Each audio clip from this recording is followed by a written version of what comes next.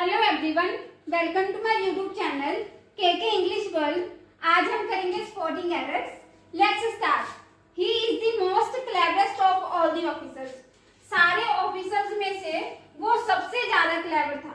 मतलब जहाँ पे सुपरलेटिव डिग्री का यूज हो गया ना, क्योंकि बहुत सारों में से हम एक की बात कर रहे हैं, उसके लिए हमने सुपरलेटिव डिग्री का यूज किया। इसीलिए जहाँ पे क्लेवरेस्ट है ये सुपरलेटिव डिग्री है। और एक साथ हम कभी भी दो सुपरलेटिव डिग्रीज यूज नहीं कर सकते, इसीलिए जहाँ पे जो मोस्ट है इसको हम हटा देंगे, क्योंकि जो दो सुपरलेटिव डिग्रीज एक साथ आ गई ना, मोस्ट भी सुपरलेटिव डिग्री है और क्लेवरेस्ट भी। क्या आंसर आएगा इसका? ही is the cleverest of all the officers. सिर्फ क्लेवरेस्ट आएगा, मोस्ट हटा देंगे हम। This is more better than that.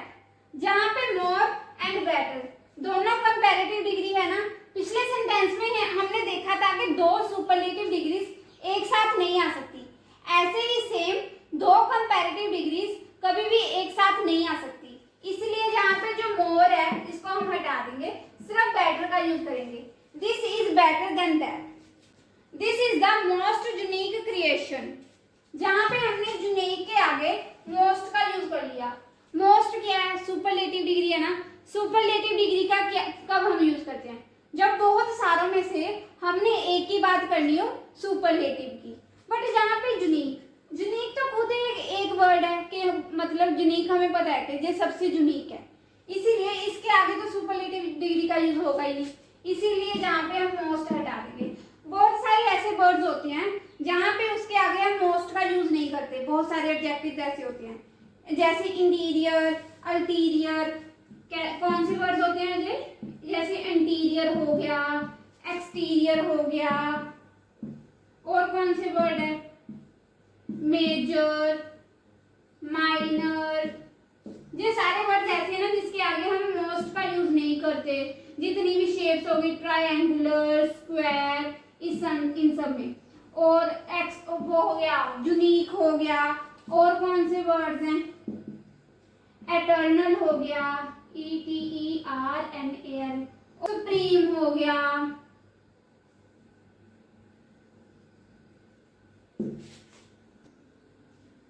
He is wiser than intelligent। हमने देखा था कि अगर हमने कंपैरिजन करना हो तो हम कंपैरेटिव डिग्री का यूज करते हैं।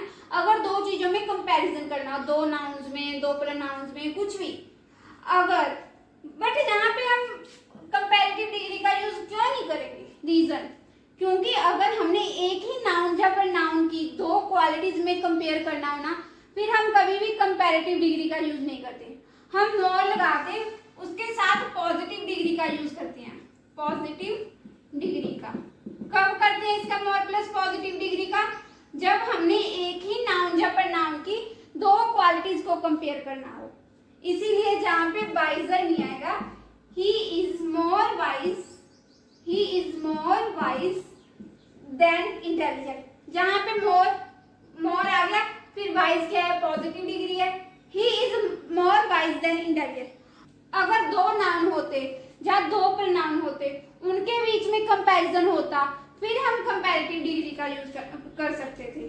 For example, Ram is visor then Rohan.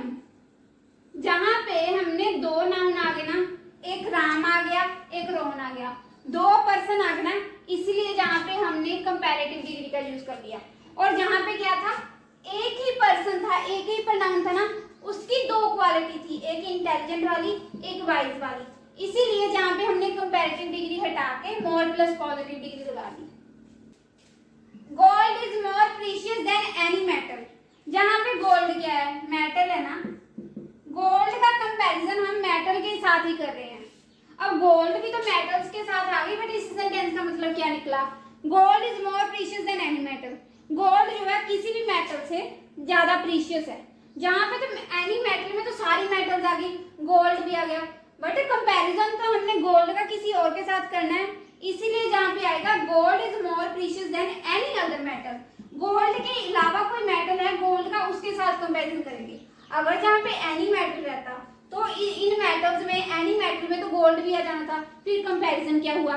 इसीलिए जहाँ पे अदर आएगा कि इट मींस गोल्ड के बिना जितनी भी मेटल्स है ना, उसका कंपैरिजन हम जहाँ पे कर रहे हैं किसके साथ, गोल्ड के साथ। जहाँ पे आएगा क्या, gold is more precious than any other metal. ये करेक्ट सेंटेंस बनेगा अदर लगा के। अगर जहाँ पे हम कोई नॉन मेटल का यूज कर लेते, फॉर एग्जाम्पल अगर हम जहाँ पे लिख देते diamond is more precious than any metal, फिर बताओ ये सेंटेंस ठीक है कि गलत है। जहां पे डायमंड क्या है, डायमंड मेटल थोड़ी ना है, डायमंड तो नॉन मेटल है। अगर नॉन मेटल का कंपैरिजन हम मेटल के साथ करते हैं, कोई गलत बात तो है नहीं, क्योंकि दो डिफरेंट चीज है। जहां पे तो गोल्ड में, बाकी एनी मेटल में गोल्ड भी आ गया था, बट जहां पे हम नॉन मेटल का कंपैरिजन कर रहे हैं, diamond is more precious than any metal. जहां पे जो डायमंड है वो तो नॉन मेटल है, नॉन मेटल की बात हम, डायमंड जो है किसी भी मेटल से ज्यादा प्रीशियस है, करेक्ट है ना, क्योंकि जहां पे जो नॉन मेटल का कंपैरिजन मेटल के साथ हो रहा है। The rich usually exploits the poor, mostly जो रिच है और पुअर है, इन सबको हम क्या मानते हैं, मतलब एडजेक्टिव की तरह यूज करते हैं ना, एडजेक्टिव की तरह, जैसे he is a rich man, he is a rich man. जहां पे मैन क्या है, मैन नाउन है, नाउन को क्वालिफाई कौन करता है, एडजेक्टिव करता है, और उसके आगे आर्टिकल आ जाता है, he is a rich man. जहां पे जो रिच है ये एडजेक्टिव का काम कर रहा है, बट जहां पे अगर रिच है तो मतलब जहां पे रिच एंड पुअर है, जहां पे अगर इसके आगे द आर्टिकल आ गया ना, तो ये पूरी क्लास को रिप्रेजेंट करता है। द रिच मतलब पूरी रिच फैमिली, जो रिच कम्युनिटी होती है ना, उसको रिप्रेजेंट कर रहा है।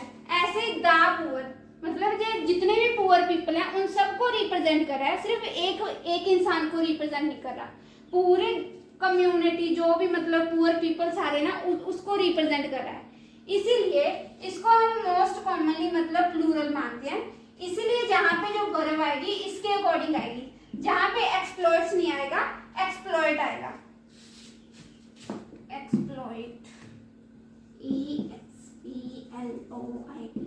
ऐसे क्यों आया, क्योंकि जो द रिच है ये क्या काम कर रहा है, ये प्लूरल कॉमन नाउन का काम कर रहा है, क्योंकि प्लूरल है, पूरी हम रिच पीपल की बात कर रहे हैं, इसलिए ये क्या है, प्लूरल कॉमन नाउन है।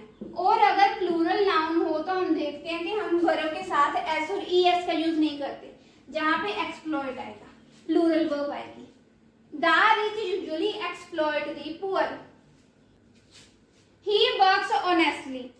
जहां पे जो वर्क्स है ये क्या है, वर्ब है, वर्ब को हमेशा क्वालिफाई कौन करता है, एडवर्ब करता है ना, एडवर्ब का काम होता है वर्ब को क्वालिफाई करना, जैसे एडजेक्टिव का काम होता है नाउन और प्रोनाउन को क्वालिफाई करना। जहां पे जो ऑनेस्टली है ये एडवर्ब है, फिर इसमें तो कोई एरर नहीं है सेंटेंस में। अगर जहां पे हम लिख देते ही फील्स बैडली, जहां पे जो बैडली है ये एडजेक्टिव है, एडवर्ब है, बट जहां पे जो बैडली है जहां पे नहीं आएगा, क्यों नहीं आएगा, अगर हमने देखा कि जहां फील्स है, फील्स वर्ब है, वर्ब को क्वालिफाई तो एडवर्ब करती है, फिर जहां पे बैडली क्यों नहीं आया, जहां पे बैड क्यों आएगा, कि वो बैड फील कर रहा था।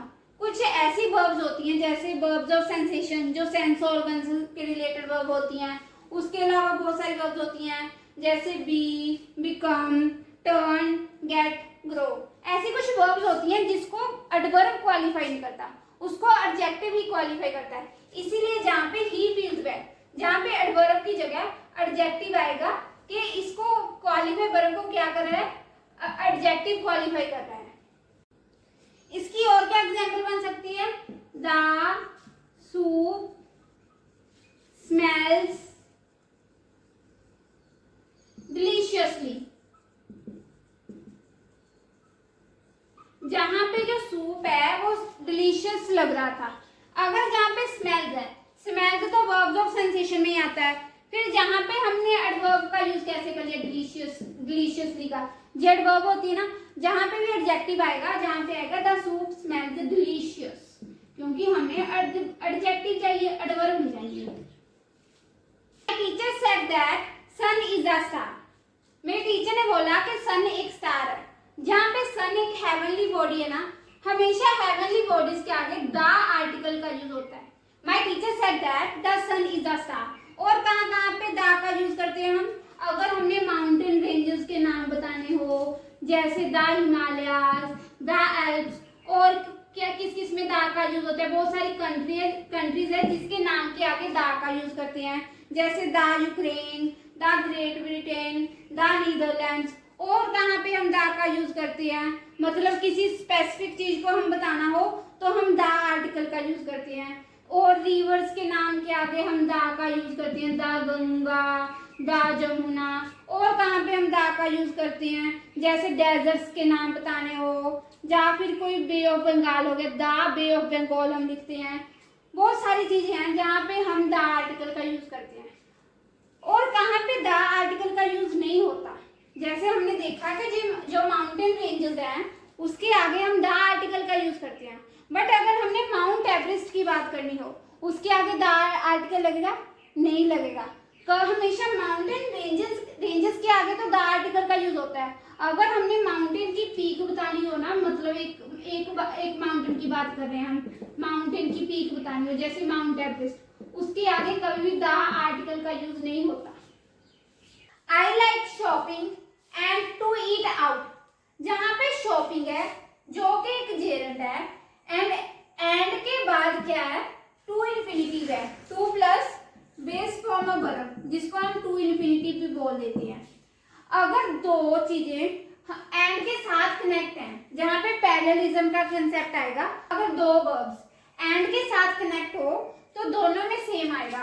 अगर जहाँ पे जेरेंड है, जहाँ पे भी टू इन्फिनिटिव नहीं आएगा, फिर जहाँ पे भी जेरेंड ही आएगा ईटिंग, क्योंकि जहाँ पे पैरेललिज्म का कंसेप्ट है कि हमेशा बैलेंस करने के लिए सेंटेंस को, जो इसके आगे आया ना जेरेंड, उसके बाद भी एंड के बाद भी जेरेंड ही आएगा। हमें सेंटेंस को बैलेंस करना होता है। जहाँ पे जो एंड है ये कोऑर्डिनेट कंजक्शन का काम कर रही है, क्योंकि इसका मेन काम क्या है? कोऑर्डिनेट करना दोनों के बीच में, शॉपिंग में और ईटिंग में। He swiftly and with efficiency controlled the damaged car. जहाँ पे swiftly क्या है? He swiftly and with efficiency control. जहाँ पे जो swiftly है adverb है, क्योंकि ये swiftly क्वालिफाई किस वर्ब को कर रहा है? कंट्रोल को। कंट्रोल जहाँ पे वर्ब है, ये swiftly इस वर्ब को क्वालिफाई कर रहा है। एंड विद एफिशिएंसी, जहाँ पे हमने विद के साथ, प्रेपोजिशन के साथ विद एफिशिएंसी नाउन लगा दिया, बट वर्ब को क्वालिफाई करने के लिए तो हमें एडवर्ब चाहिए। और अगर यहाँ पे एंड है, ये कोऑर्डिनेट कंजक्शन है, अगर इस हमें ये पैरेललिज्म का कंसेप्ट है, अगर इस सेंटेंस को हमने बैलेंस करना है ना, अगर एंड के आगे एडवर्ब है तो एंड के बाद भी एडवर्ब आएगी। इसीलिए जहाँ पे विद एफिशिएंसी हटा के, हम विद के साथ नाउन हटा के क्या लिखेंगे? जहाँ पे ही स्विफ्टली एंड एफिशिएंटली, जहाँ पे विद एफिशिएंसी की जगह आएगा efficiently, EFFICIENTLY, efficiently. He swiftly and efficiently controlled the damaged car, क्योंकि वर्ब को क्वालिफाई करने के लिए हमें एडवर्ब चाहिए। अगर जहाँ पे एडवर्ब है और एंड कोऑर्डिनेट कंजंक्शन का काम करता है तो उसके बाद भी एडवर्ब ही आएगी, क्योंकि ये पैरेललिज्म का कंसेप्ट है।